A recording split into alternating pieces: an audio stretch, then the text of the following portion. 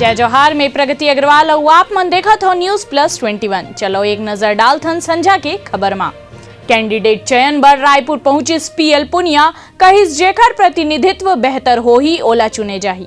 निलंबित IPS GP Singh के याचिका में हाईकोर्ट में सुनवाई 8 दिसंबर तक ले टलिस, वकील है जवाब देबर मांगिस बेरा।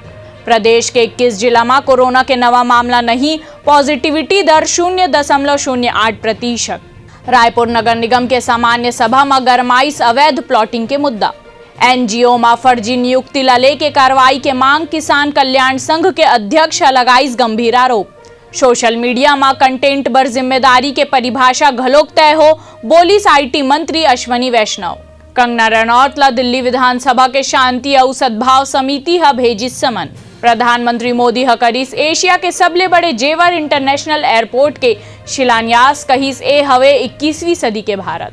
फ्रांस ले भारत पहुंचिस 2 मिराज 2000 लड़ाकू विमान, बालाकोट स्ट्राइक में पाकिस्तान के खिलाफ हो रही से इस्तेमाल। अमेरिका हा 8 चीनी कंपनी ला करीस ब्लैकलिस्ट, चाइनीज आर्मी के मदद करे के है आरोप।